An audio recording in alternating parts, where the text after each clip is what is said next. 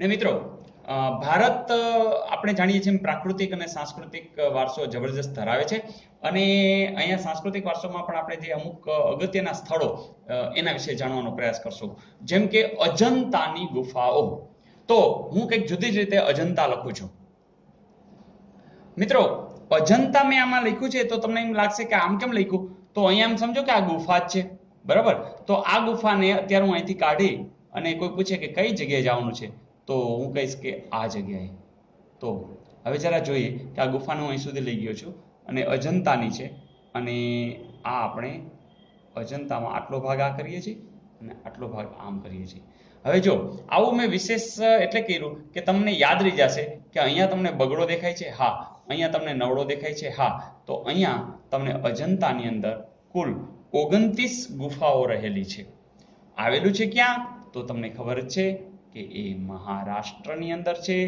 જિલ્લો કયો છે, તો કે ઔરંગાબાદ. અને સ્થળ કયું છે, તો એ તો અજંતા જ છે.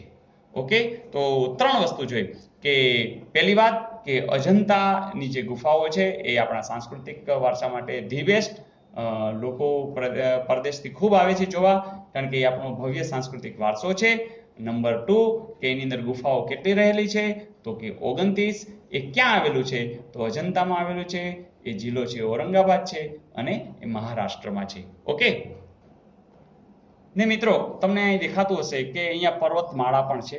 તો એ પર્વતમાળા સહ્યાદ્રીની પર્વતમાળા છે.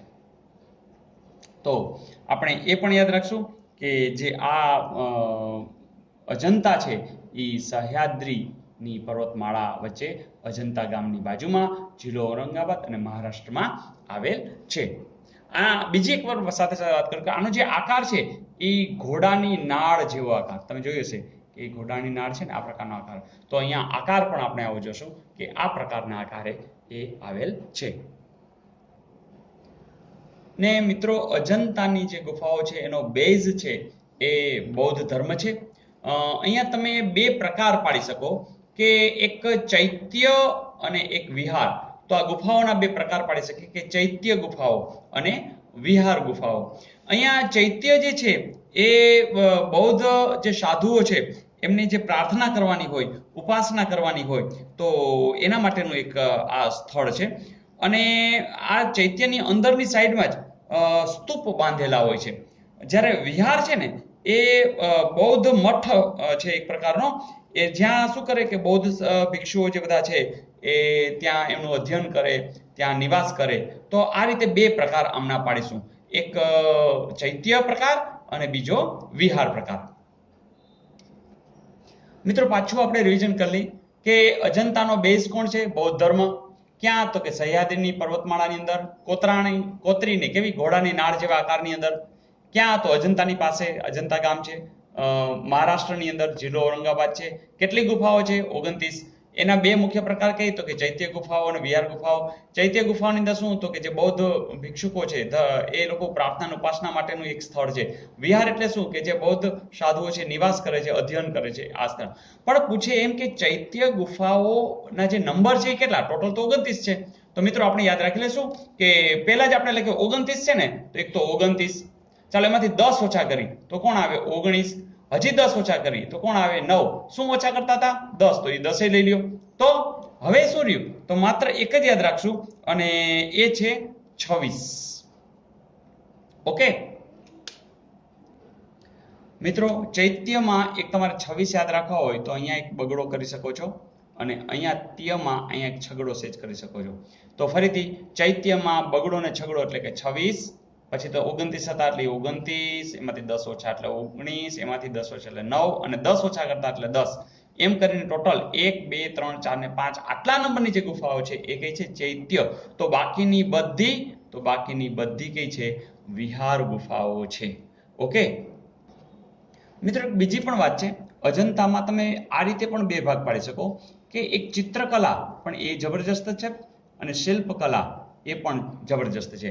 ચિત્રકલામાં એવું થાય કે જો તમે 16 વર્ષના હો, 17 વર્ષના હો, તો માત્ર તમે 1 રૂપિયો ભરો, 2 રૂપિયા ભરો અને 10 રૂપિયા ભરો તો તમને એ બતાવવામાં આવે છે.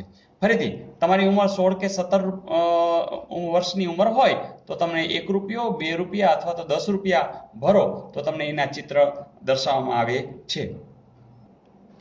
પણ તમે 16-17 નો હો અને ધારો કે 18 કે 19 વર્ષના હો તો એક ભાઈ આવે, અંગ્રેજ આવે અને સ્મિથ સાથે એ આખી વાત બધી તમને ડિટેલમાં કરે. ફરીથી એ કોણ હશે તો કે અંગ્રેજ હશે અને એનું નામ છે જોન સ્મિથ. સ્મિથ નહીં, સ્મિથ. તો એ સ્મિથ એટલે હસતા હસતા તમને આખી બધી ડિટેલ આપે. આ નામ એટલે યાદ રાખજો કે એને આખું જે સંશોધન કરી કે જે વિસરાઈ ગયું હતું એને એ બહાર લાવ્યા હતા. એ અંગ્રેજ હતા, કેપ્ટન હતા અને એનું નામ હતું જોન સ્મિથ. આવું એને કઈ સાલમાં કર્યું તો તમને અહીં 1819 સાલ પણ યાદ રહી જશે. મિત્રો, આ મેં ચિત્રની જે વાત કરી ને, આ આટલા નંબરની બધી ગુફાઓ છે કે અહીંયા જે ચિત્રો છે ને એ અજોડ છે. એ 1 નંબર, 2 નંબર, 10 નંબર, 16 નંબર ને 17 નંબરના જે ચિત્રો છે ને એ એકદમ અદ્ભુત છે કે એટલી બધી ઉચ્ચ કક્ષાના છે. અને મુખ્ય વિષય તો તમે જાણો છો એમ બૌદ્ધ ધર્મ જ છે આ ચિત્રોની અંદર, પણ એની જે ડિટેલ છે એ ખરેખર જોવા જેવી છે. અને એટલે જ વિદેશીઓ અહીં આકર્ષણ પામી અને અહીં આવી રહ્યા છે. અને આપણે જે એ અજંતાની ગુફાઓ છે એને લોકો સુધી એ લોકો જ ડિટેલમાં સ્ટડી કરી, અભ્યાસ કરી અને પોતે જ બધાને સુંદર રીતે એ આગળ જોઈ રહ્યા છે. ને મિત્રો, એટલે જ આપણે અજંતા વિશે આટલું હવે સ્પષ્ટ છે કે ટોટલ 29 ગુફાઓ છે. અજંતાના ગામ જે છે એની બાજુમાં છે. ઔરંગાબાદ જિલ્લો છે, મહારાષ્ટ્રની અંદર આવેલું છે. સહ્યાદ્રીની પર્વતમાળા છે એને કોરીને ઘોડાની નાળ જેવા આકારની અંદર આ રચાયેલું છે. અહીંયા બગડો ને નવડો તમને દેખાઈ રહ્યો છે. બૌદ્ધ ધર્મ એનો બેઝ છે. એની અંદર જે ગુફાઓ છે એના 2 પ્રકાર મુખ્ય છે, ચૈત્ય ગુફાઓ અને વિહાર ગુફાઓ. ચૈત્ય ગુફાઓ છે એમાં પ્રાર્થના અને ઉપાસના એ માટેનું સ્થળ છે. વિહાર ગુફાઓની અંદર નિવાસ અને અધ્યયન માટેનું બૌદ્ધ જે સાધુઓ છે એમના માટેની આ સ્થળ છે.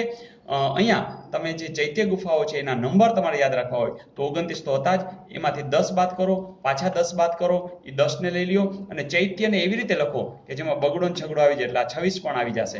તો ચૈત્ય અને અજંતા આ રીતે લખશો એટલે અહીંયા બગડો નવડો આવશે એ ટોટલ, અને બગડો ને છગડો છે ચૈત્યનો એટલે આ 26 પણ યાદ રાખી લેજો. સાથે સાથે એની અંદર બીજી રીતે વિભાગ પાડી તો કે ચિત્રકલા અને શિલ્પકલા એ રીતે પણ વિભાગ પાડી. એમાં ચિત્રકલાનો જે વિભાગ છે એની અંદર એવું યાદ રાખવા માટે મેં કીધું કે તમે 16-17 વર્ષના હોય તો રૂપિયો, 2 રૂપિયા અને 10 રૂપિયા ટિકિટ છે તો યાદ રહી જશે કે 16 નંબર, 17 નંબર, રૂપિયો એટલે કે 2 અને 10 નંબર. અને ફરીથી બેઝ છે એની અંદર આ ચિત્રકલાની અંદર ભીત ચિત્રો રહેલા છે. બહુ પ્રાચીન અને સુંદર કલાનો એ નમૂનો છે તો એના નંબર પણ યાદ રહી જશે. અને આ આખું જે સંશોધન કર્યું એ 1819માં કર્યું એ અંગ્રેજ કેપ્ટન જોન સ્મિથ. આ પણ નામ યાદ રાખી લેજો, એક માર્કની અંદર તમને MCQમાં પણ પૂછી શકે. અને ફરીથી 3 વસ્તુ, ચિત્રકલા, શિલ્પકલા અને સ્થાપત્ય કલાની અંદર જે આ સમન્વય થયો છે કે જે વિશ્વભરની અંદર આજે પ્રખ્યાત છે એ આપણી અજંતાની ગુફાઓ છે. મિત્રો, બસ આના આધારિત કોઈ પણ પ્રશ્ન હશે તો તમને જરૂરથી આવડશે. ઓકે.